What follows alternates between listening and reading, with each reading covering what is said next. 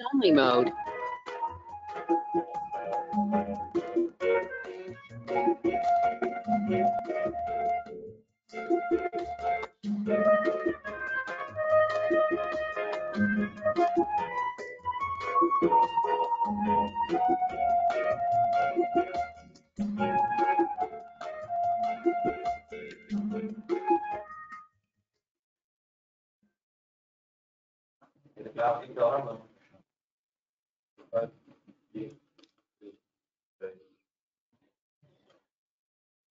Good morning, ladies and gentlemen. I would like to welcome you to the Nordic Dutch Hydrogen Solutions and Opportunities for Green Growth Conference. I would like to welcome you on behalf of the embassies of Norway, Sweden, Finland, and Denmark, the New Energy Coalition, and the TKI New Gas of the Dutch top sector Energy. My name is Jörg Giegler. I'm the director of the TKI New Gas, dealing with innovation in a public-private context. So I'm involved in hydrogen for quite some time, and I can tell you it is a very interesting topic to talk about, and that is what we will be doing today. We were supposed to have a physical conference in last March. However, due to the COVID crisis, we were not able to organize this conference. So what we said is, we don't want to wait because there's so many opportunities for collaboration. We will just start this conference in a virtual way. So that is what we will be doing today. And the program today takes us on the one hand to an explanation of the Northern Netherlands Hydrogen Investment Agenda. And I will have some discussions with different panel members from the Netherlands as well as from the Nordic countries. And after that, and that's I think the most important thing, we will have a business-to-business matchmaking opportunity. And I will explain to you soon how you can enter in that matchmaking if you haven't done so already. So what is our aim of today? The aim of today is to bring together businesses, research companies, and local regional governments to start exploring activities in the field of hydrogen. So it's important that we create business from this great opportunity to take steps towards the energy transition. And I think the timing is perfect because this week is the European Hydrogen Week. So I think that we are a very nice example of seeking collaboration within Europe. I can tell you that we have about 270 participants, and at the moment we have nearly 50 business-to-business matchmaking sessions, so bilateral sessions. And if you're interested, you can still join. Let me see. I would like to share some rules with you. During the presentations, you are supposed to mute your microphones if that is not yet done so by our technical people. If you have any questions, please use the chat functions and let us know what you would like to ask. Preferably, you also mention your own name so that we know who's asking the question and whom you would like to ask the question to. You should also know that this webinar will be recorded and we will publish later a small overview of everything that's sort of being said. So we will make a short movie of this webinar.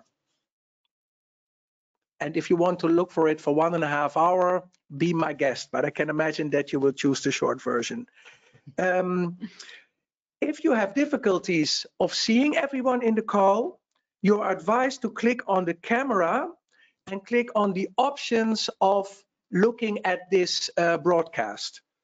And if necessary, please contact our technical people through the chat function. They can help you and advise you what to do. All right, then we also have some tags. Tags here you can use on LinkedIn and also on Twitter. So if you use social media for this event, please take a look at these tags and you're advised to use them. All right, my next slide is probably the program. Yes. So the first part we've had already, that is my introduction. And the next thing is we will be talking to Ulko Vermeulen and to Nienke Homan, and I will introduce both to you soon, about the Northern Netherlands Hydrogen Investment Agenda. And both persons are my table guests here in the studio, so it's not entirely virtual. Actually, I'm very glad that we have people here in the studio sitting and not talking to screens only. After the keynote, we will discuss the possibilities for international collaboration. Then we will have a session where we will discuss hydrogen in relation to industry. And after that, we will focus on transport and mobility. So those are the main topics of today. Then we will have a short wrap up. And finally, the virtual matchmaking sessions will start. And I have the opportunity to explain the virtual matchmaking to you. As it may be clear to you, they will all take place online. It is possible to plan a meeting until the matchmaking session starts at 11:40 a.m. So that's Central European time. If I'm not mistaken, in Finland, that's 1 hour later. You can join the sessions by logging in to the B2Match system and click on the meetings. That's depicted with the arrow number 1. Then on the meeting page, you can see an overview of your meetings if you've planned them already. That's number 2. You can accept or decline those meetings. And if you would like to plan additional meetings, you can browse through the participant list or the marketplace and make your selection. And once the matchmaking starts, you can start the meeting by clicking on the green button. And finally, your next meeting in the system will start directly after the previous one. So I must say, I'm explaining this to you, but it still sounds quite complicated, but I think you'll manage. And if not, if you have any questions, use the chat function. All right. Now I would like to introduce to you Ulko van Meulen. He is a member of the board of GasUnie, the Dutch natural gas TSO. And the GasUnie also has many different daughter companies like Highstock, and I'm sure he will be talking about that as well. Ulko has a background in economics, and I know that he is involved in many different committees, different functions, boards on green gas, on hydrogen, on innovation. So I think he's the person who knows exactly what hydrogen and energy transition is all about. And at the same time, we also have in the studio Nienke Homan. She's the regional minister for climate and energy transition at the province of Groningen. That's the province we are in here today. She is very active in the political arena for the Green Party and has a lot of experience in different positions in the public domain. So these are my 2 table guests, and later on, after my first discussion about the Northern Netherlands Hydrogen Investment Agenda, I will also have a guest from one of the Nordic countries, and I will introduce him as soon as we go to the virtual guests. So to start with, Ulko and Nienke, I'm very glad that you're both here. You've been working both on the Northern Netherlands investment agenda for hydrogen. Ulko, maybe my first question to you. Why did you choose to make this long-term investment agenda on hydrogen for this region? Good question, Jorg, and I think a very clear answer. The clear answer is that the Northern Netherlands is in a unique position. Of course, then your next question is, what is unique about that position? And I'll try to explain that. Hydrogen will be very important in the energy system in the future. That does not mean that it will be, let's say, very substantial in 2021, but it will be substantial by the end of the 20s, and it will be a major role in the 30s and in the 40s. The simple reason is that when we go on our way in the transition, the first steps are always easy, and that's what we have done today. So that is basically making the electricity sector more sustainable. But now we get into the more tricky things, and that is getting also the other segments in the energy sector climate neutral. And then you're talking about complicated processes in the industry and also, let's say, in housing and that type of sectors. There, hydrogen is one of the solutions. Not the only solution, of course, because there's not just one silver bullet, but hydrogen is a very important solution for that. That's nothing about the Northern Netherlands. That's about, let's say, Europe, about especially, I think, the northwestern part of Europe, which is coming up. Why then the Northern Netherlands? Well, I think there's a couple of reasons for that. That makes the Northern Netherlands unique. The one is, it is directly linked to the North Sea. Very important because hydrogen will start at the North Sea. Hydrogen simply is converting windmills into hydrogen. And you can best do that at the North Sea in, let's say, our region, our part of Europe. So that's important. It's close to the North Sea. The second is, the Northern Netherlands has always been a hub for energy due to the fact that we have that huge Groningen gas field here. We have the pipelines that start in Groningen and that go to the industrial sectors in the Netherlands, that go to Belgium, that go to France, and that go to Germany, especially also the industrial regions in Germany. So we have two elements which we can link together, the North Sea and the gas grid system, which can be converted in an easy way to hydrogen. That's important, of course. Natural gas is something that will disappear over time, but you can reuse that system very simple for hydrogen. That's two, let's say, physical elements. And that's very important because you need that solid base.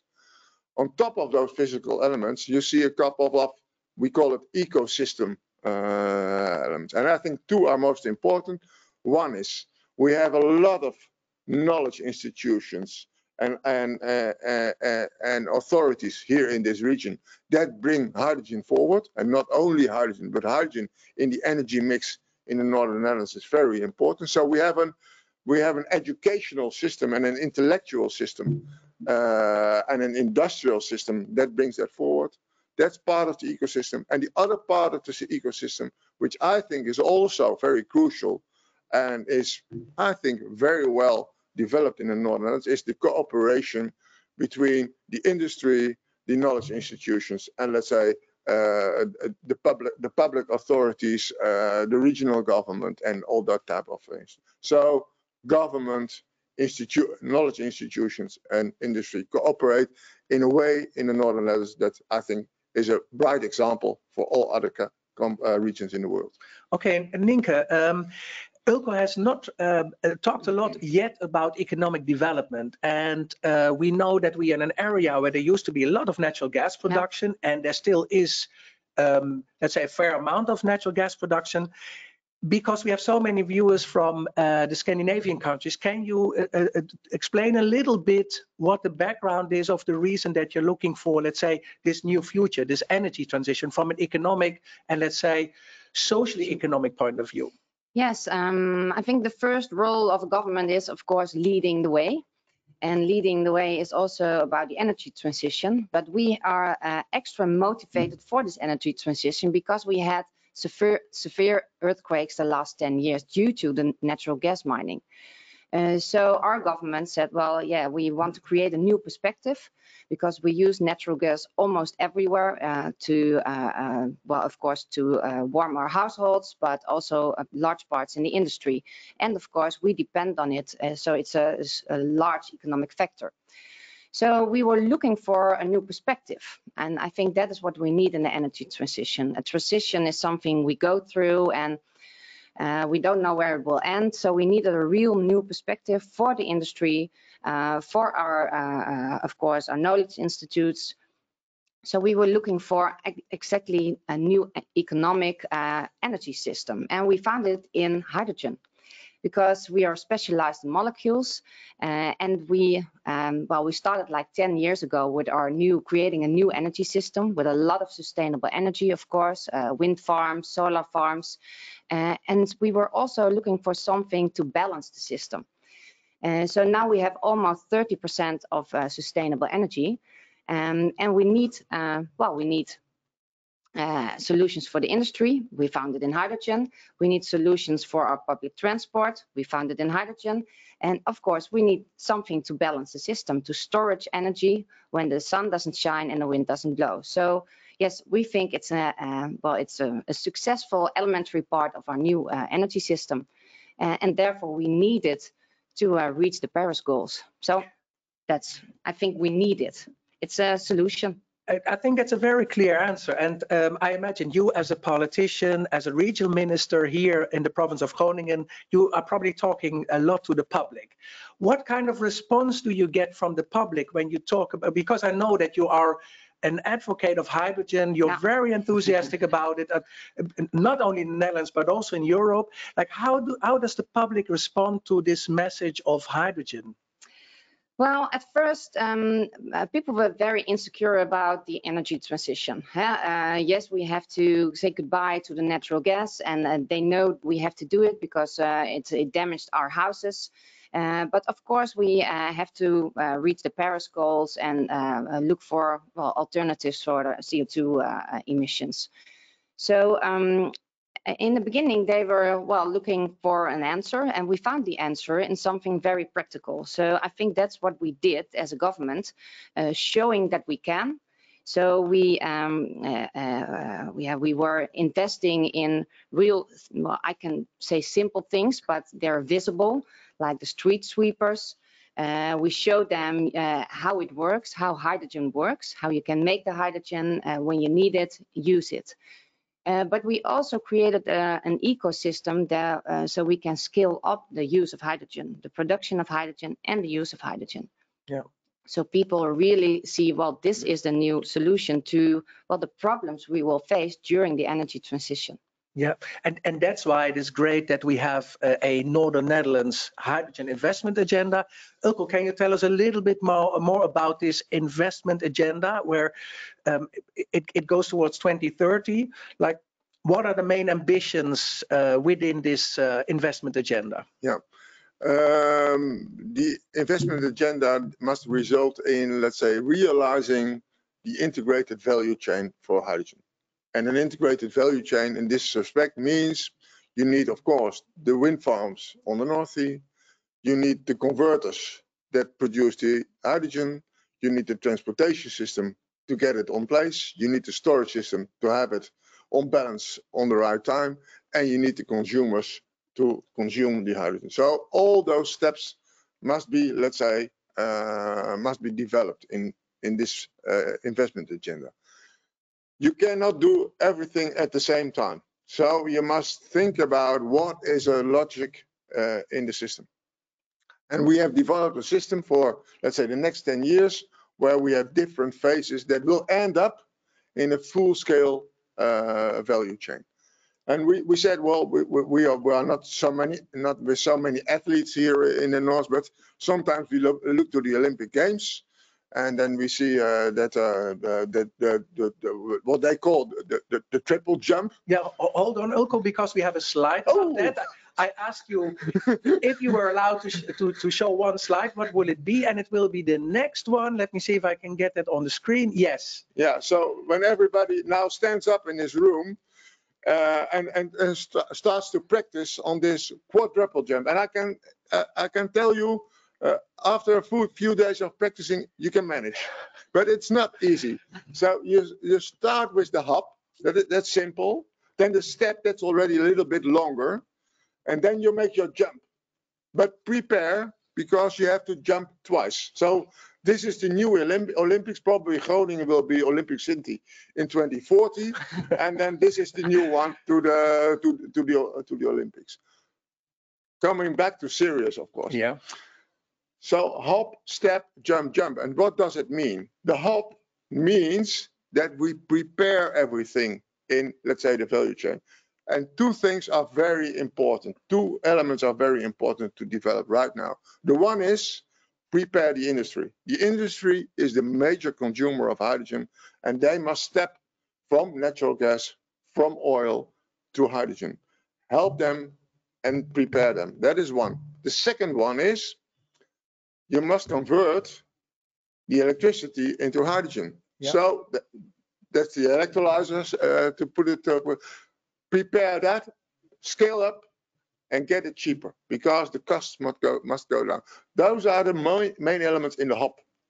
Then comes the step, and the step means that those two elements, you integrate them into a regional system. Then, of course, you are in the Northern Netherlands. There we will integrate those two elements in the regional system. So combining them with the transport facilities, with the storage facilities, so that you start to create that full chain. Then comes the first jump. And the first jump means that you really link this regional system to the production, to the North Sea, because there you need the wind farms, and you also link it, let's say, to the other regions in our country, to the other industrial clusters in the west of the country and in the south of the country. And also, because there are no borders in hydrogen, connect them with the regions in Germany and in Belgium. That is the first jump. Yeah. And then comes that's already a real jump. So when you practice, this is a long one. And then comes the second jump, then we are about in the 30s. And that means that you really grow the system. And you not only grow the system by going further on the North Sea, and I think combining all the countries we have also in this conference, so you grow bigger in the North Sea, produce more hydrogen and bring it to all the markets, and you make it, let's say, a factor in the global hydrogen market, which will develop over time. And the global hydrogen market will mean we will not only produce hydrogen here in this region based on wind farms, but in the deserts, there will also be production of hydrogen based on, especially on the solar farms. And those two elements will come together in a global market.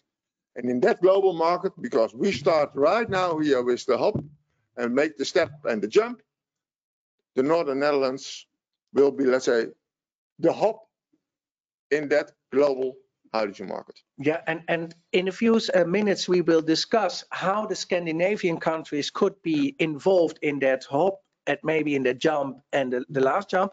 What I like about this metaphor is that it is about top sport. It is something that is really difficult. You said you can practice for a couple of days, but I think you need really young guys and girls to do this.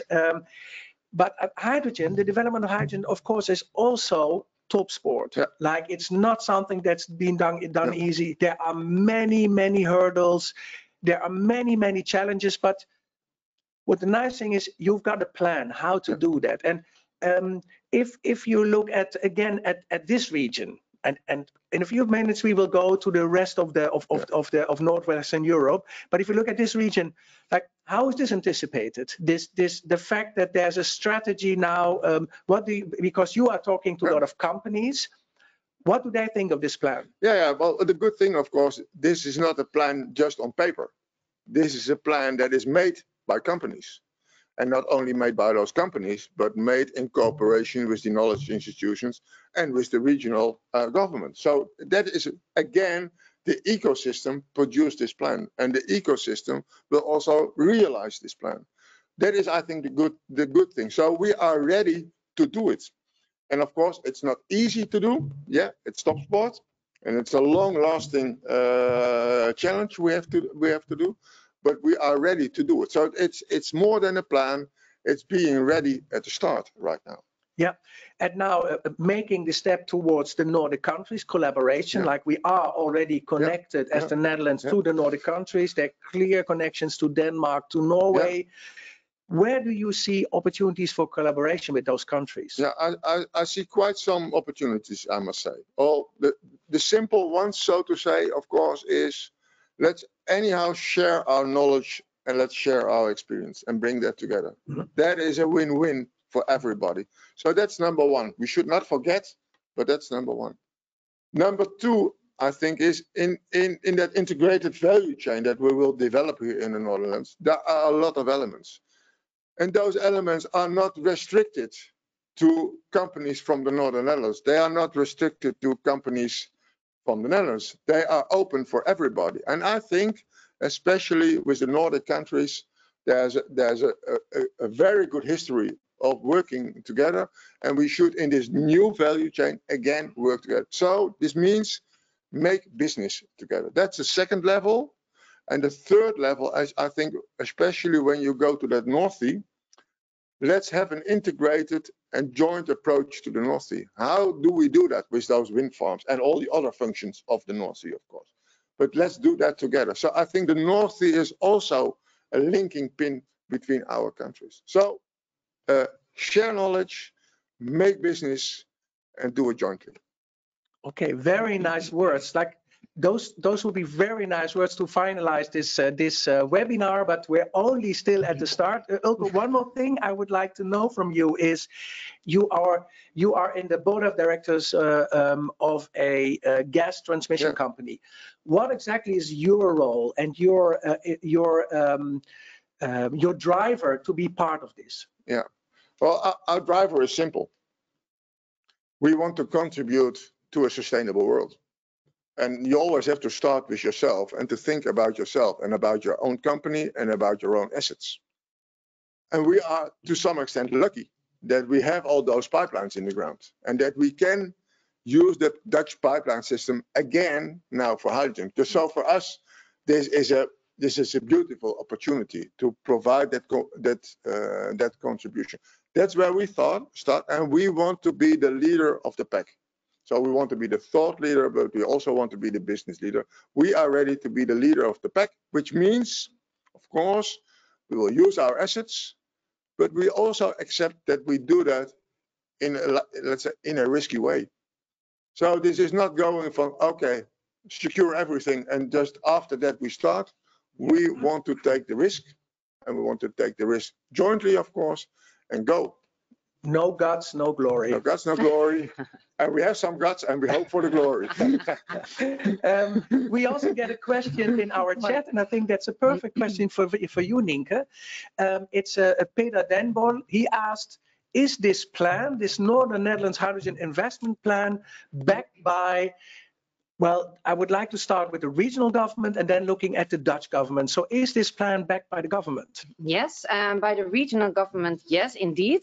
And we started like 4 years ago, starting our own regional hydrogen economy. We got some grants from the European Commission, and we worked on it as Northern Netherlands. So we talked, of course, to our national government. They were very interested, and they also saw that, well, the natural gas will, well, we're not going to use it in the next 20 years anymore from the Netherlands. So they were also looking for a new perspective. So they were working on it, and our national government has a hydrogen plan also. But we were still looking, how can we scale up, actually the jump? How can we make a combination and prepare the different clusters throughout our Western Europe and then really scale up? So we have some advice to our national government, and so well, next year I hope we can work together on those 9 advices we did in our investment plan. And it's from our offshore wind grid. It's about how will you organize the demand side, how will you storage, and for example, also, how can we create a blueprint that is invented here in the Northern Netherlands and take it to other different industrial clusters throughout the world? So I think that's the best way to cooperate. Use your expertise and work together. Yeah, and for those people listening in from other countries than the Netherlands, I think this is also what we call the Polder Model, isn't it? That we have found, well, it sometimes has a sort of a negative flavor, but I think the positive flavor of a Polder Model is the fact that we cooperate between governments and we not fight each other, but we collaborate. Is there something you would like to add to that? Yeah, normally we say we put them in a room or get in it ourselves and not get out before we have a solution and a plan. And that's what we did. Also together with our national government. And of course, they support us. They support the hydrogen economy. And I think the best way now is to get in a room together with the different European countries and of course the country we're on today. And not get out with it before we have a plan together. Yeah. Okay, so to Peter, your question, is this plan backed by the government and by the Dutch government? The answer is yes. So what I would like to do now is, I have here at the table Ulke Vermeulen. He is a member of the board of directors of GasUnie, and we have Nienke Homan. She's a regional minister for energy and climate, energy transition in the Northern Netherlands.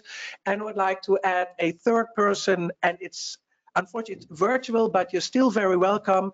And that's Thijs Lausten Jensen. He is the CEO at Hydrogen Denmark. And I think in Denmark it's called Branchen. Is that correct? That is absolutely correct and very well pronounced. Okay, thank you very much. And Thijs is also chairman of the board of the Scandinavian Hydrogen Highway Partnership. He has more than 10 years of experience in hydrogen, and he also has a lot of experience in the energy domain with public affairs. So, Thijs, we're really glad that you wanted to join us. I would like... my pleasure. My pleasure. Yes, go ahead. No, just saying it was a pleasure to join you. Okay, that's good.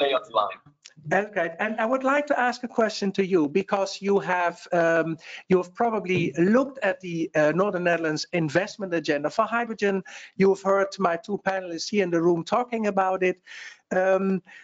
What is your first response to this investment agenda? Well, a little bit of envy. I think it's an ambitious plan, and I think especially the point about moving now, the sort of the jump that you also illustrated so nicely, that we need to move. People will perhaps come up to you and say, okay, we're not ready for hydrogen in 2021, 2021. That's debatable, but definitely also we are ready in 24, in 24, 26, or in 2030 for that. We need to start to jump now. I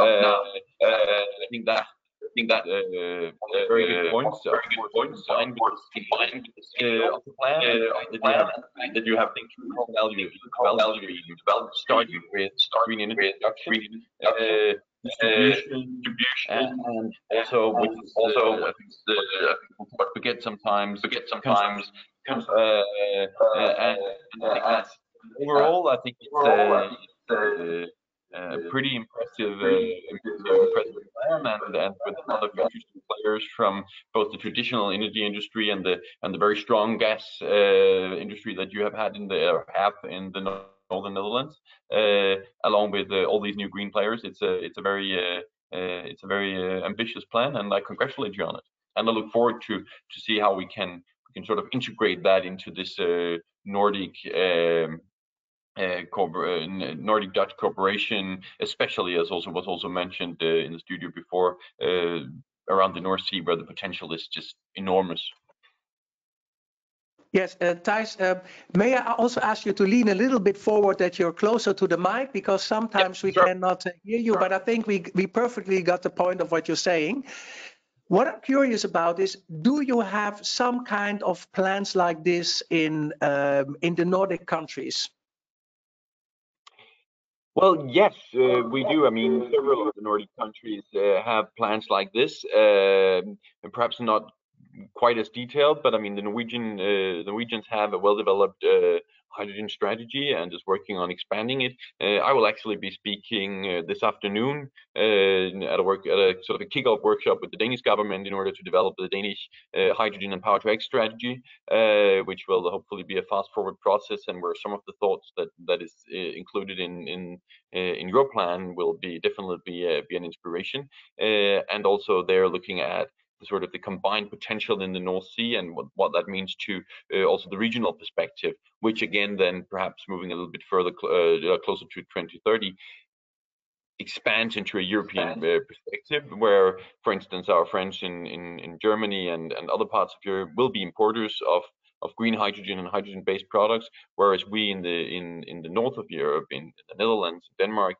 in the Nordic countries, Sweden, Norway, etc., will be able to produce more hydrogen than we will be able to consume ourselves, and we'll be able to fuel that into the rest of Europe as an energy powerhouse. And I think that is we did some calculations on just the Danish potential, and it's striking that we can actually surpass the traditional oil industry in both value and scale before 2050.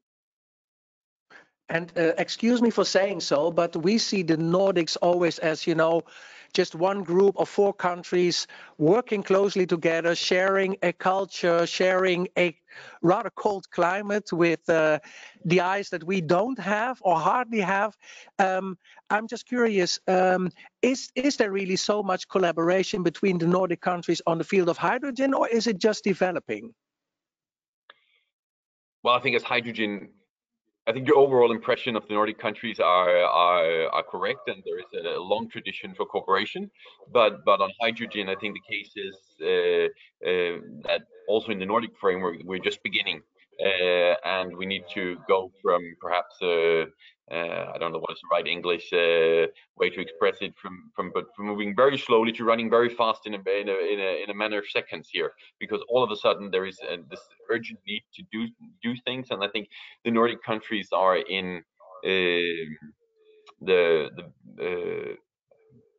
privileged position that we have an integrated energy market, that we have a long tradition of cooperation both in energy and other areas, that we have hydropower in Sweden and Norway. We have a strong wind tradition in Denmark, which both in the Baltic Sea and in the North Sea can be harvested. And there is, of course, also in Iceland opportunities for thermal power, etc. That all combines very well into sort of an overall hydrogen picture.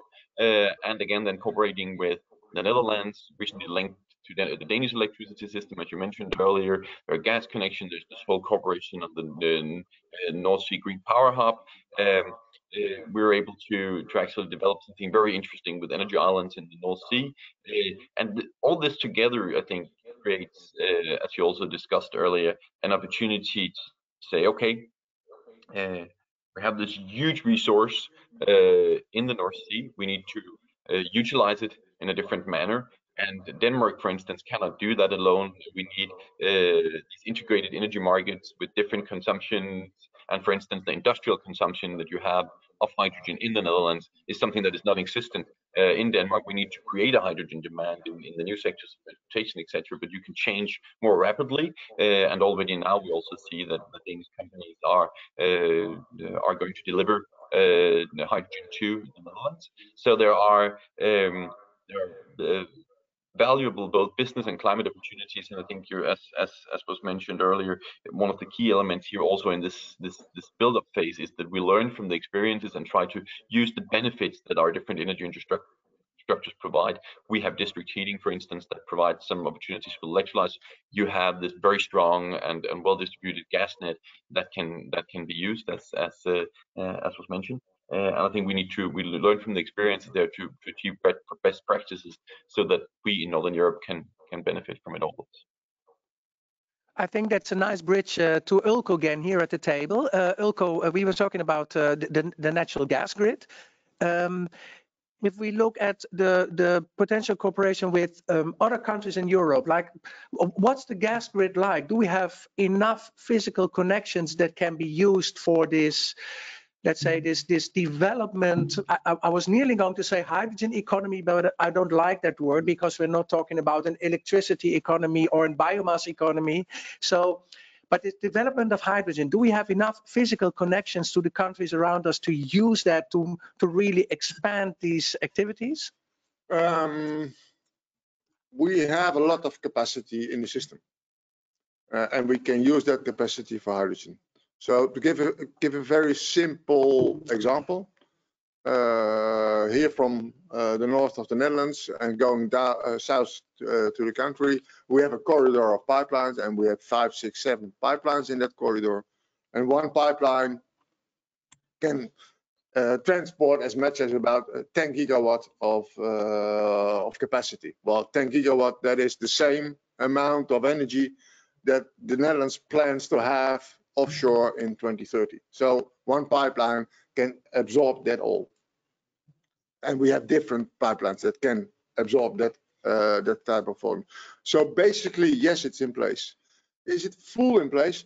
No, of course not, because we have to reconnect in some instances here in the region, but also when we go to the North Sea, we can use, of course, part of the existing system, but sometimes we have to make new links and so on.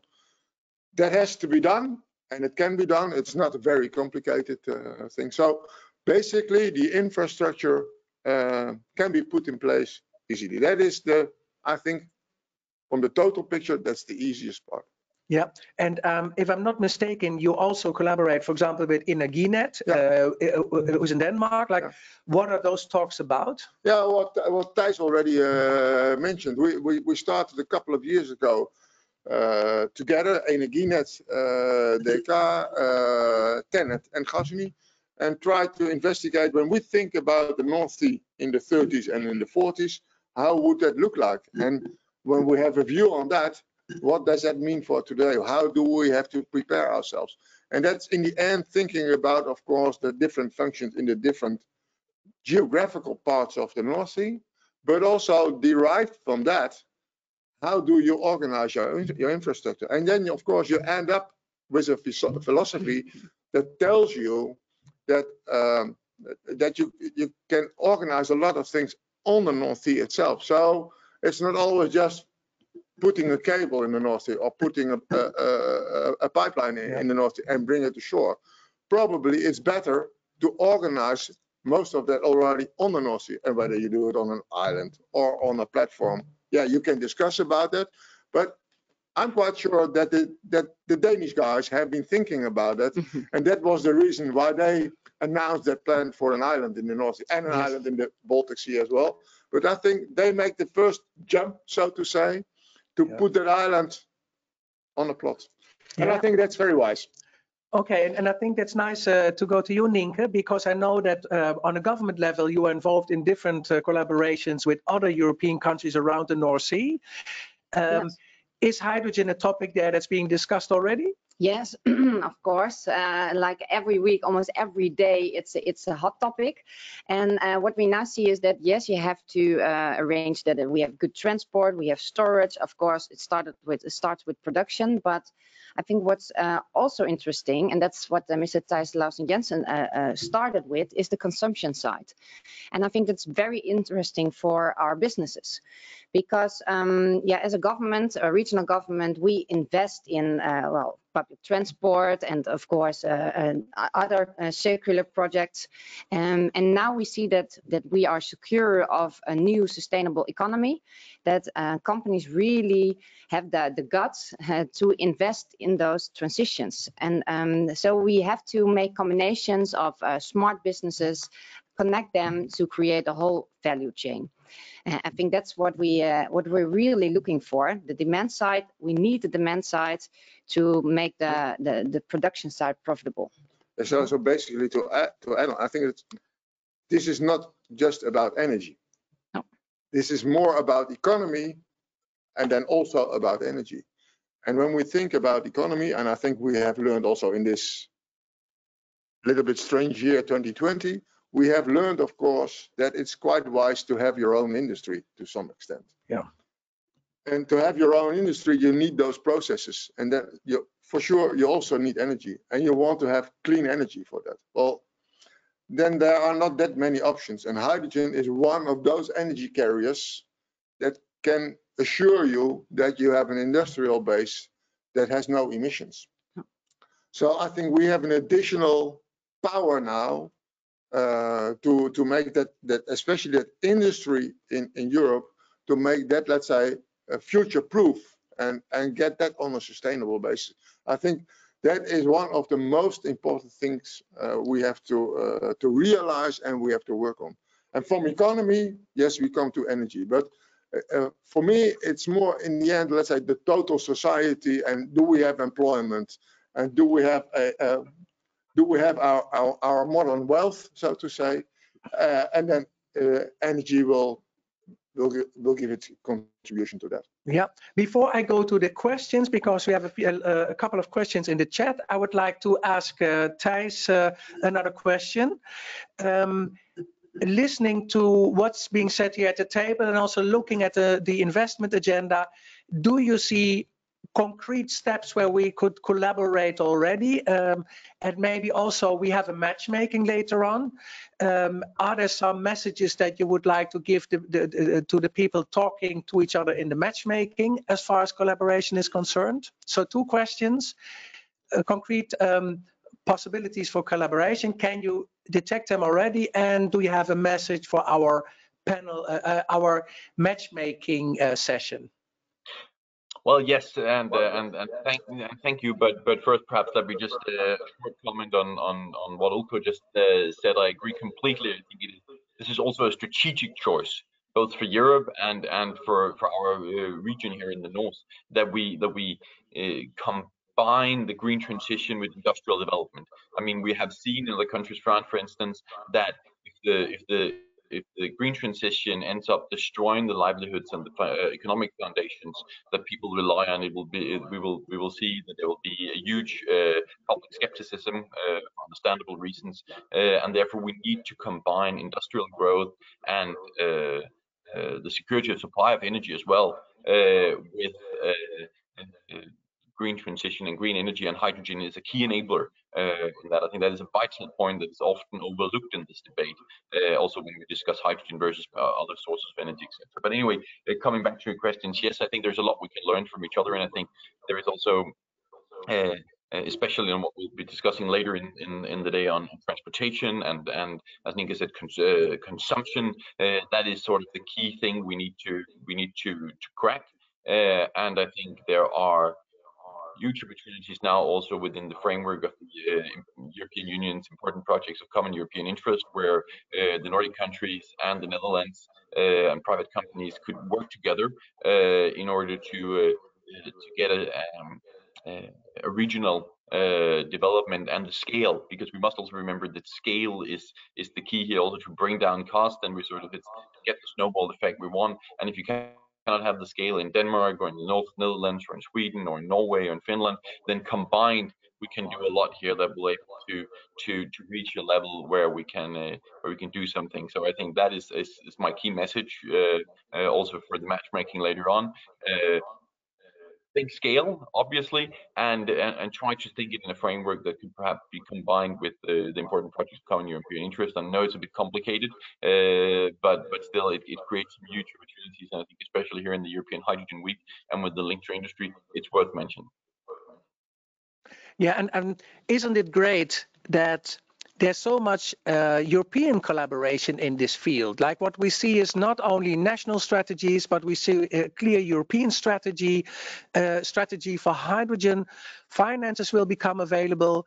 I've been working in the energy sector for 25 years, and I sort of have the feeling that this is the first time that we jointly go for one big plan, which is developing hydrogen besides of course, everything that we do with renewable electricity. Is that also the sense that you get? Yes, very much. And I must say that even though I consider myself an optimist and has been an advocate of hydrogen development for a long time, I am positively surprised about how fast and how and with such strong backing that this agenda has finally taken off. I think we have, especially also with the combination, with combining so many national strategies, industrial aspect we spoke of earlier, with a strong European agenda and also an industrial European agenda going in. One of the 6 pillars in the new European industrial strategy is hydrogen. We can use that to really create a strong tradition and make not only our region, Northern Europe, but also Europe as a whole, as a worldwide leader on this field. And this can sound very sort of voluminous and pompous, perhaps, but when you talk about it like that, but look at what has happened within the last 2 years. Look at the ambitions that have gone from 0 to 110 in 0.1 second, and now we need to realize that ambition, and obviously that's harder than just setting the goals. But I think we've seen a drive here which we have not seen ever before in this field, and Europe could take a leading role here, and if we can keep this momentum, it really is the key to combining energy and industrial development. And again, I think that is a prerequisite ensuring public support to continuing this agenda. Thank you for your enthusiasm. I would like to go to the chat, and we have a question by Leonardo Mora. And what he kind of would like to know, Ilko, and I'm addressing that question to you, is that gas infrastructure, is that suitable for hydrogen? The answer is yes. We have already converted a natural gas pipeline to hydrogen, a big one, in the province of Zeeland. It's in the southern part of the Netherlands. And that pipeline is doing hydrogen now already for 2 years. So the answer is yes. But what do you have to do? Basically, on the pipeline itself, nothing. We have replaced the valves, and we have checked later whether that was necessary or not. And it seems that although we did it, so we were risk averse, so to say, it seems that even without replacing, we could have made it. But the valves is the issue there. But can be solved very simple. Later on, when you have a lot of hydrogen and you need compression on your system, which is not necessary in the next few years, but when you need compression, yeah, a hydrogen compressor is something different from a methane compressor, but is also available at the market, and we have such compressor already in our asset base at the moment. Yeah, so that, pipelines and transportation is relatively simple. Storage is also infrastructure. Storage in salt caverns is also done already around the globe. So we can copy that here and do that in this region, especially, let's say, in the eastern part of the Netherlands and the western part of Germany. There's a lot of opportunities to do that. Potentially, you also can store it in depleted gas fields, but that's later down the road. Yep. So far, when we have a system of pipelines and caverns, we can manage this jump. A lot of that's great, isn't it? That we have a lot of optimism in this webinar. I would like to close this first session about all details of the Northern Netherlands hydrogen investment agenda, and I would like to go to the session where we will discuss about hydrogen production and the use in industry. We will have more questions on the chat, so keep on sending them. There's also a question from Martijn Smit about CCS, and I will discuss that question later on. I first would like to introduce my panel members. Sorry. And the first one is Helena Saren. She's head of smart energy at Business Finland. She's also a virtual guest, unfortunately, but I'm very glad that you're here. You have a background in technical knowledge as well as international business, such as clean tech, financing, emergent markets, and corporate sustainability. The other panel member we have is Kaisa Kairento. Kaisa is Strategy and Business Development Advisor at Vattenfall, and she's involved in the hybrid initiative, and she will soon explain us everything about it. She has 6 to 7 years of experience in the energy field. And the last speaker I would like to introduce to you is Steven Engels. He is General Manager at Benelux at Ørsted, if I'm not mistaken, Danish energy company, and he has a long history in energy, mainly wind energy, but also in the fossil fuel sector, and he also has background in consultancy. So I hope that we can get Steven as well on the screen, and as you may still know, we have Nienke Holman and Ilke Vermeulen here in the studio. What I would like to do is, Helena, I would like to start with you. So great, again, that you're here, that you are willing to discuss with us what kind of opportunities you may see in Finland. And can you give us a short sketch of the situation as far as the use of hydrogen in industry is concerned in the Nordic countries? Okay, lovely to be here, and hopefully you can hear me, because I had some audio challenges. So can you hear me? Yes, perfect. Good, Go ahead. Good. Just go ahead. Okay, like we heard today, so hydrogen plays an important role in the EU, including, of course, the Nordics. And there is definitely a lot of interest amongst the businesses, industries, as well as the public sector. There are probably slight differences, and there are amongst the Nordic countries, however, lots of also in common. And there are some individual thinking and reflections now what I'm going to say.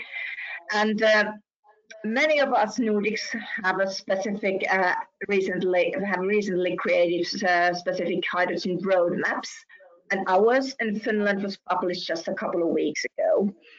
And in Finland, our viewpoint is that we are not going to have a specific hydrogen strategy, but we see hydrogen as an essential part of our climate and energy strategies, because hydrogen is one key enabler.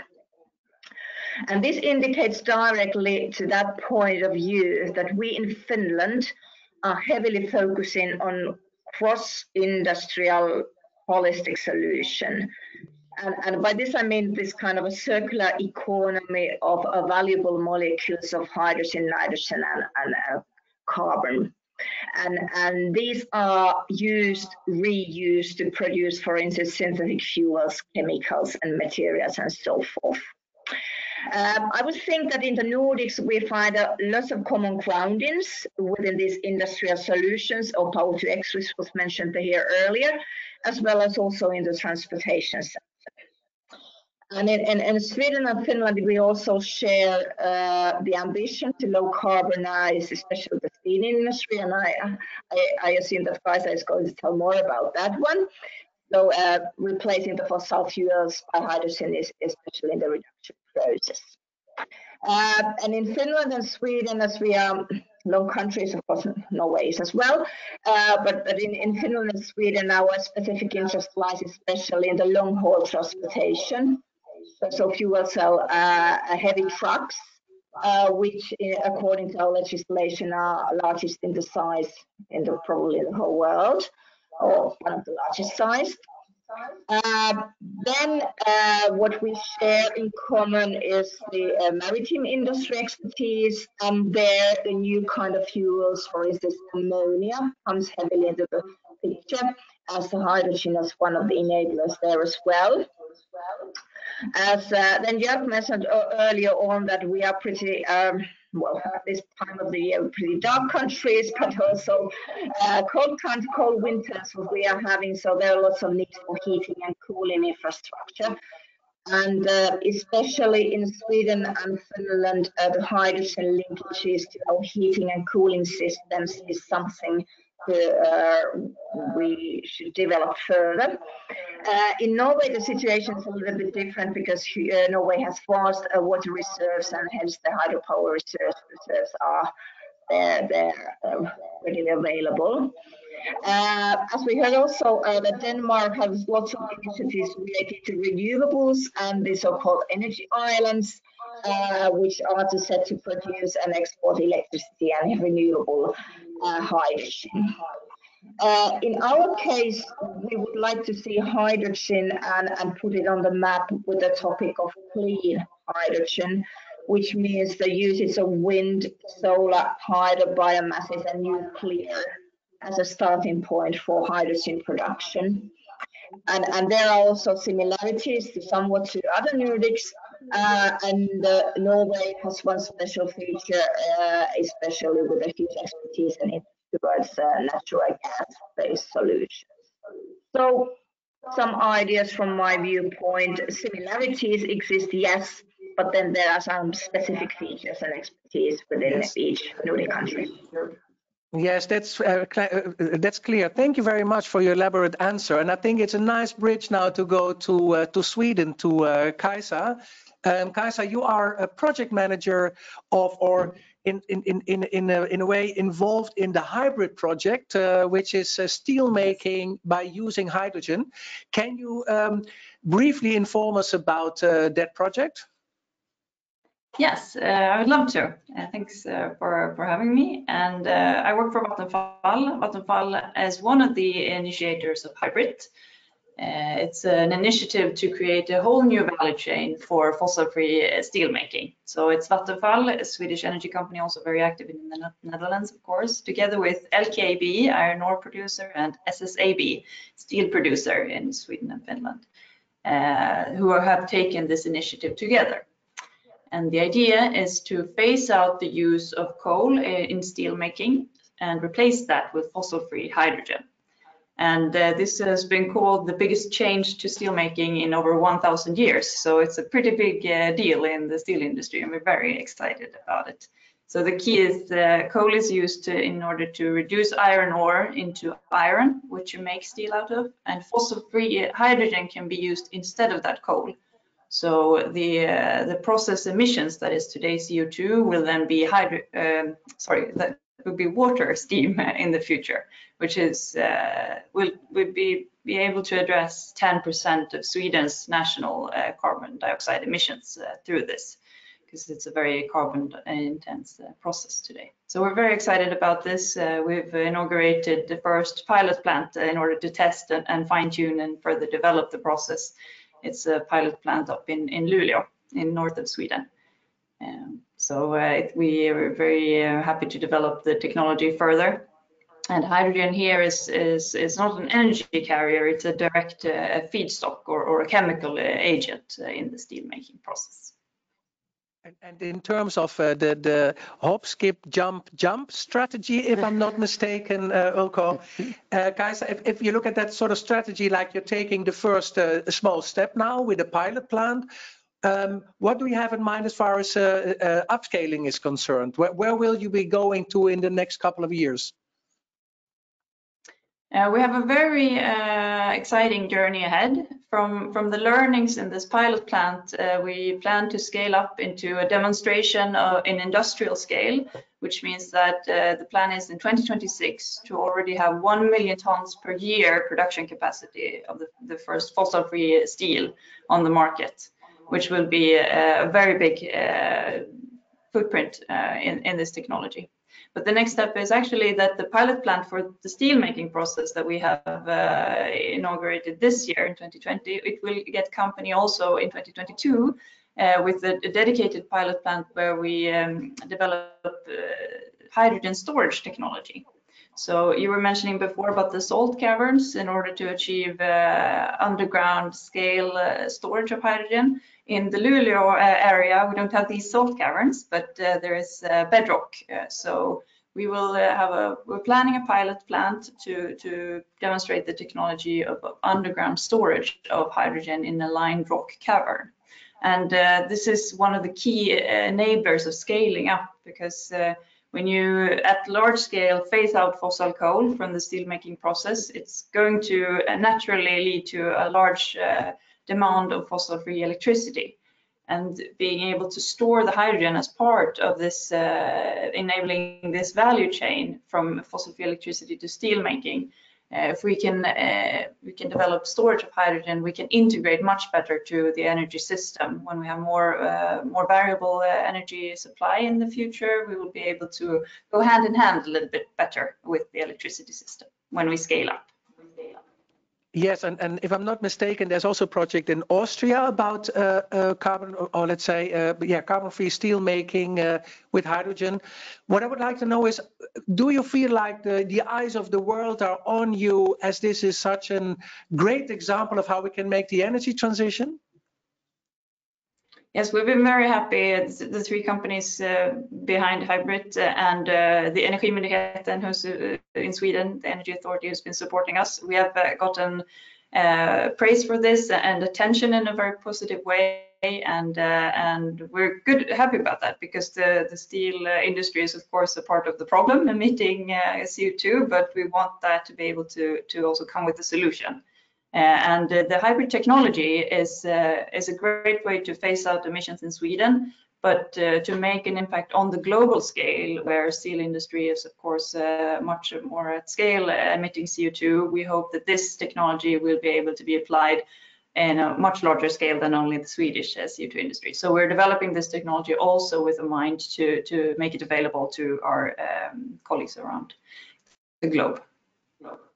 Okay, let's move to Steven Engels, to the Netherlands. Steven, you're working at Ørsted.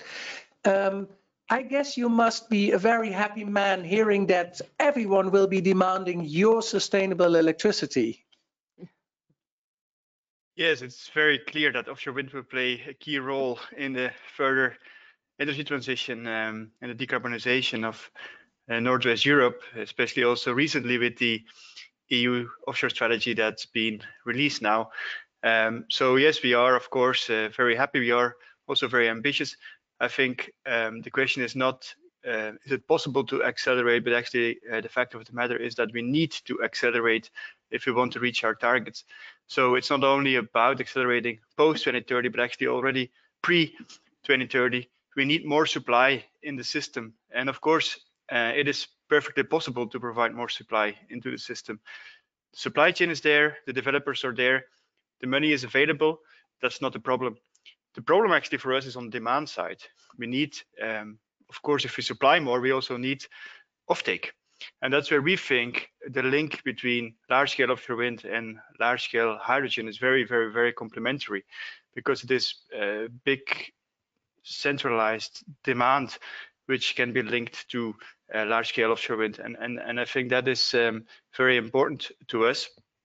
There is a lot of demand in the Netherlands, existing demand in the clusters. The industrial clusters located at the coast will play and have to play an important role in that. And of course, if there's a lot of demand and hydrogen production, we also need infrastructure. And that's basically the three things we need: supply, demand, and infrastructure to get the ball really rolling and to scale up. And if we say infrastructure, we of course mean pipelines, mainly on the regional level in the regional clusters, but ultimately also on a national and an international level, as Ilko explained, with the several jumps we need to take. So that is going to be extremely important. And in all of that, it's important that we create scale. Scale is going to be the driver for bringing down costs. And in order to do that, we actually need a very strong government vision and government coordination to link it all together. And in the beginning, also government support to make to scale it up, to take these first steps towards subsidy-free renewable hydrogen production. Steven, you mentioned this government coordination. What should the government exactly coordinate? Well, at the moment, the offshore wind industry is ready to build more, but we say, well, there's no demand for our electrons. If you talk to the industry, they say, well, we'd like to decarbonize, but we can't see where the supply of green electrons is going to come from. So there's clearly this chicken and egg problem here, where the government can play an important role to break that kind of stalemate. And then, of course, the coordination around infrastructure is going to be extremely important. And it's linking it all together by creating a little bit of a program, a hydrogen program with a rollout scheme over the coming decade, very similar to what we've done with offshore wind. You know, when we had the energy accord in the Netherlands back in 2013, we decided, okay, let's do 5 times 700 megawatts. And then there's some visibility on volumes and scale for the future. And that also means that supply chain can be built, that investments will come, that you know, more money will be invested in research, etc. And then you get the ball rolling. So we need a bit of a program around this. Yeah, and from Thijs, we actually had a lot of optimism. Well, same here in the room. Are you optimistic that we can make this, that we can achieve this for green electricity produced, as that is apparently the limiting factor in the next couple of years? Yes, we are very optimistic that this is possible. We've seen what happened with offshore wind in the last 7 to 10 years. Main criticism about offshore wind was that it was too expensive, obviously. Costs have come down drastically. Costs are still coming down. Turbines are still growing bigger, which is going to be a very important driver also for more offshore wind, but ultimately also the possible conversion to hydrogen at more competitive levels, because ultimately that's what's going to stop hydrogen at scale, at least green hydrogen, if it doesn't become cheap enough. But looking at what's possible and where prices could go, we are a firm believer that in the next decade it should be feasible to bring green hydrogen to competitive levels. This is exactly what we wanted to hear. So thank you very much. Ladies and gentlemen, I think it's time that we now go to the next session about hydrogen and mobility in order to keep to the strict time schedule that I've been given. So I would like to thank Helena. I would like to thank Kaisa and Stephen for their contribution to this webinar. And maybe we will see you back in the business-to-business matchmaking that we will have from 11:30.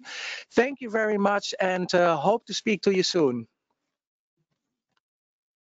And that means that we will be going to the last part of our discussion, and we will be talking about transport and mobility in relation to hydrogen. And again, we got Nienke Homan, Regional Minister of the Northern Netherlands region here, the province of Groningen, and Ulko Vermeulen, member of the board of GasUnie. We also have Thijs Lausten Jensen, who was there already previously. He's CEO at Hydrogen Denmark. And we have Ore Opstad Zeebø, if I pronounce that correct, Ore. You are Green Hydrogen Project Manager at Greenstad, and you're also a board member of the Norwegian Hydrogen Forum. And again, these two guests are calling in from the Scandinavian countries, so they are present here in a virtual way. Well, good morning. Great that you're both here again. I would like to start by first asking a question to Nienke here at the table. Nienke, you are the first European hydrogen valley, and many projects are developing. What exactly is going on here in the Northern Netherlands as far as transport is concerned, transport mobility? You shared already a few ideas with us. Yeah. Can you give us a more elaborate view? Yeah, well, I'm still smiling because of the example of the green steel, because that's what we believe in. We really need the game changers and the things that people really know, well, that means something, and I can see it, I can use it.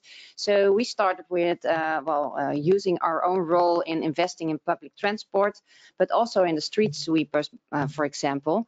And so we really wanted to plan some things, and we did. We didn't only plan it, we really make it happen. For example, a hydrogen train. We tested and we had perfect results. So we can really upscale it now. And we will have the largest, that sounds really good, largest bus fleet by 22 buses on hydrogen next year. So I think we have we show that we can, and I think that's what we need, the game changers, and not only talking about the game change, but also show the game changers. And in your opinion, is it going fast enough? Well, of course you're going to say no, we can go, but is it going fast enough given the circumstances? Yes. We heard before. We have we're accelerating right now. There's no way back. And that's what we feel. Now we have different regions and different parts. They want to take the leading role, and I think it's our role now to show that we can make it happen. Show for example, the hydrogen trucks, use them, and as a government, we can invest in those public things that we have to use to really reduce the CO2 emissions. Okay, Thijs, you are involved in mobility and hydrogen refueling station, difficult word in the Nordic countries. What's the status at the moment in the Nordic countries as far as the mobility part is concerned with hydrogen? Well, the status is that we are moving forward, but also to be frank, that it is proving perhaps a little bit more difficult than we anticipated, and perhaps we started a little bit too soon. I don't know, you can't start too soon, basically. But anyway, it's this. I mean, which is always mentioned when you discuss hydrogen and transportation is one, the huge potential. Secondly, the chicken and egg problem, and I think we experienced that as well. we do see across the Nordic region, both Denmark, Norway, Sweden, Finland, and Iceland, opportunities to strengthen the hydrogen refueling network. We see new players entering the market. We have a strong, also in Denmark, a strong part of the world market for hydrogen refueling station production, etc. But there is a lack of transport applications. I mean, of cars, buses, etc. And we really need much more of that on the road, and we need it fast. And we need also to, I think, on a policy level, perhaps to comprehend a little bit more what I think is also part of the plan that we discussed in the earlier session, your investment plan in the Northern Netherlands, that we need to deploy infrastructure, and that needs to happen also with some government assistance in order to have the infrastructure ready for the consumers, because otherwise we end up in this chicken and egg discussion. It will be very difficult, blah blah blah. But transportation is one of the key areas. It has a huge potential. We need to do a lot. I mean, and things are moving, especially in the maritime area, both in Norway and recently also in Denmark. We have seen new projects announced, but we need to do more to prepare in order to really have this area developed, because it's one of the hardest things to in the hydrogen value chain to take off, but it's vital for the overall chain to succeed. And Ore, you are involved in the use of hydrogen for shipping. Can you tell us a little bit about that? What's the status is at the moment, or what kind of projects you are working on? Yeah, thank you. First of all, thank you for having me in this seminar. As you said, I'm working on a few projects related to maritime and both shipping and also offshore wind. And I think it's quite natural that in Norway we focus on maritime sector, because and that's also written in the national strategy that was released this summer for Norway, that we should focus on these areas where we have strong traditions and we have a market. And I think the marine and shipping is an area where we have a huge energy demand, and where batteries and other that type of solutions is not possible. So, and we see a lot of projects popping up now. The last big news was related to the ferry up north in north of Norway, from Bodø to Lofoten, beautiful islands up north, and that's a 3-hour journey with a ro-ro ferry, and that's now decided by governments that it should be run on hydrogen. So that will be a big project. It will be we will have hydrogen production, most likely locally up north, and it will also make the possibilities for other consumers to have hydrogen available for a decent price. So that's one very good way of working for us in Norway, to start with those big consumers, get the scale up and running, and get down the price. And that's scheduled from 2024. But already from next year we will see the first, and that will, as far as I know, is the world's first hydrogen ferry. That will be in south of Norway, in the Stavanger area, and it will be run on liquid hydrogen. It's not a project where we had to use hydrogen, but it's used to demonstrate the technology and to develop the technology. So it's also decided by governments to use hydrogen there to develop the industry. So what you're actually saying is that this is strongly government driven, isn't it? Yeah, partly, and also in very strong cooperation with the industry. And the industry is also driving and pushing, so the industry is more than willing to take part in this. Okay, so do you see a lot of interest from industry?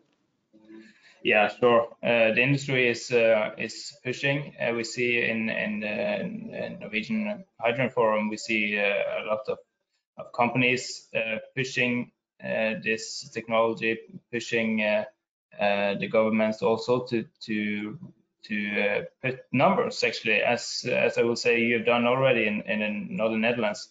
You put numbers behind the strategies. How much are you going to spend? How much energy will you use and need? How much hydrogen will you need? How much electrolysis capacity do you need in order to do it? And all that is coming in Norway as well. The strategy that we have is for the time being. It doesn't have numbers behind it, but that's coming in a roadmap expected next year. Okay, and if we look at the technical side, and there's also a question in the chat box, are you looking at, it's by Bob Wehuizen, and he was talking about not only hydrogen, or asking about not only hydrogen directly, but also in other chemical forms. For example, ammonia is often heard as a potential fuel for shipping. You mentioned earlier hydrogen, liquid hydrogen. Are you looking at all those options, or has the choice already been made now to embark on one specific technical route just to get started? Yeah, for the ferries, the one expected in Stavanger area next year, it's decided that it should be liquid, and that's in order to demonstrate that it's possible also on longer routes. But we also look at ammonia, as you say. We have a project called Ship FC, where we will have the first supply vessel, offshore supply vessel, driven on ammonia. So that will be a 2 megawatt fuel cell installed on a supply vessel, and it will be running from 2024 for a test period of 1 year as far as I know. And that's done also. I also have to mention that, and that's also related to cooperation, I think, between the countries. We have a sustainable energy. It's a catapult center in just outside Bergen, on the west coast here, where we now from next year will have a test center for hydrogen and ammonia. And the first ammonia combustion engine is going to be tested there by Wärtsilä, and also it will be possible for other companies to come there and test both in pilot projects and also in full-scale projects before it's installed in the commercial ships. Okay, thank you. I can smell an opportunity for collaboration. I would like to go to Thijs again, because we're slowly but certainly getting to the end of our discussion.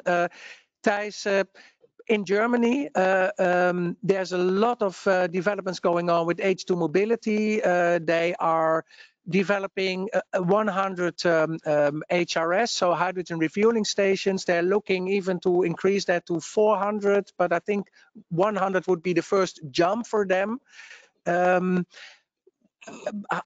What kind of collaboration is going on between the Nordic countries and Germany? Like, are you discussing it with your colleagues all over Europe to have some kind of European refueling infrastructure to make it possible to really cover the whole of Europe? Like, what's going on in that area? Well, not enough, to be honest, and I think that is really one of the areas where we have a huge potential for improvement. We need to make this a European issue, because otherwise, I mean, I had the German network is excellent. I had the pleasure of driving my hydrogen car from Denmark to the North Italy using the German network this summer. So it was excellent. But there is obviously a network needs to be transnational, and it goes for everything in practical terms, as the way you pay for the hydrogen and whether the network, of course, is sustainable. And Germany is leading here. I think the rest of Europe is lagging a little bit behind. We need a coherent approach, and we need to develop infrastructure now, both for light and heavy duty transport, in order, as I mentioned earlier, to be in place when we have also more trucks, etc. And there, I think the European hydrogen strategy, the role of the Commission is key, also with the hopefully a pretty aggressive revision of the Alternative Fuel Infrastructure Directive, in order to ensure that we will have not only charging points, which we of course need, but also a hydrogen structure across Europe. And I think the Nordic countries have a number some cooperation. We've been good at that in the past on this issue, but that can be expanded further, and we definitely need it to integrate into Europe. We cannot have it stop at a port in Sweden or at the Danish-German border. We need to be able to drive from the northern Norway to both to Groningen and all the way to the south of France, or where we want to go. That's what we need to do, and especially for that long last question for you, Thijs. I have Yeah. one last question for you. It's about trucks. The trucking market seemed to be a particularly interesting market for hydrogen on the one hand from a technical point of view, but from a business point of view, it may be quite difficult. What are your experiences so far? Or what? No, not experience. What are your expectations towards the development of trucks on hydrogen? Well, they're huge actually, but I also say it's where we have a little bit of a market failure to some extent, because I get calls, if not on a daily, then on a weekly basis, for people who want to companies who wants to buy hydrogen trucks, and where the demand much outlasts supply. So I think the message here needs to be both for public authorities, but also to, not the least, to OEMs, that we need to speed up and scale up. Because the demand is actually there, and currently the European industry, automotive industry, is not able to meet that demand. I mean, there's a huge interest in this field and demand. So, and if European industry doesn't do it, then non-European OEMs will do it eventually. So there is, I think, the potential is huge, and Europe should and could be a leader here. I know that you in the region in Northern Holland have some very interesting companies working on building these trucks, but we need really that's a need where we need to speed up and scale up and do it rapidly, because we can really show the potential of hydrogen there. Okay, thank you very much. Nienke, I see you nodding. Is there a few last words that you would to add to this? Yeah, of course. Well, I think indeed there's a large potential in make connections between the clusters. Huh? So the large cities, the industrial clusters. We always think about the pipelines between the clusters, but it's also very interesting to create the hydrogen truck loads between the clusters, and think about how can we connect the train facilities on hydrogen between the clusters, because it will really help to scale up the hydrogen economy, and it will also really help to show it that we can make it financial efficient. So yes, we really have to get out of the chicken and egg discussion. I love it, and that's why we had the investment plan. It is a scheme. What do we have to do the next 2 years? How can we scale it up? How can we make it a Northwestern collaboration? And so wonderful words, but it's actually what you already talked about. So thank you very much. Yes, and I think that those are wonderful words to conclude with. Thank you very much, Thijs and Aura in Denmark and Norway, for joining us, for your excellent contribution. Thank you very much, Nienke Holman and Ulko Vermeulen here in the studio. It is now nearly time to go for the matchmaking. Again, we will start at 11:40 with the matchmaking.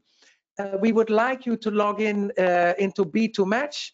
Go to the meeting tab, check your planned and pending meetings. You can also add additional meetings if you would like to. You can start your meeting by clicking the green button, and your next meeting can be started once you finished the previous one. So I think it all speaks for itself. I would like to thank you again on behalf of the Nordic embassies, so the embassies from Finland, Sweden, Norway, and Denmark in the Netherlands, and the New Energy Coalition for joining this webinar. And we hope that you have a very fruitful matchmaking session, that there will be ample opportunities for collaboration to make hydrogen a success, especially in this Hydrogen Week, and to create the economic development that we've been talking about, the economic opportunities that hydrogen offer. I think that's it. Again, thank you. Sorry for those who had a lot of questions in the chat that I could not address, because you've seen there is so much to talk about with hydrogen. So we can go on for another hour, but I think now it's time to grab a cup of coffee, to get ready for the business-to-business matchmaking. And I would like to conclude with a few words from our ambassador. So thank you very much. and hope to see you soon in real life. Thank you.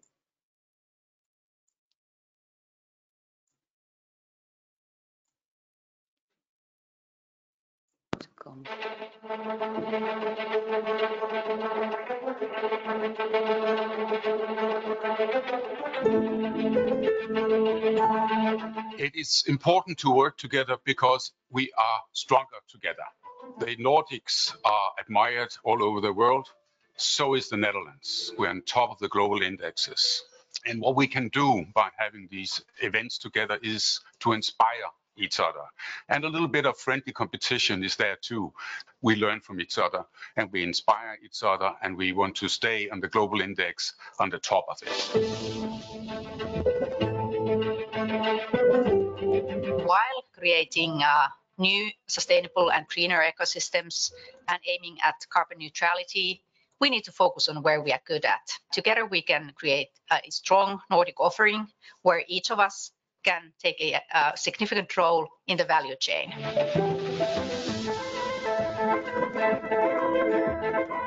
I think we can definitely talk about a Nordic way when it comes to sustainability and circularity. Throughout history, people in the North have always been good at using everything when they produce goods. Waste has been a strange concept, I think, to most people in the North until recent times. I think if we go back in history and use that as inspiration, we can get there again.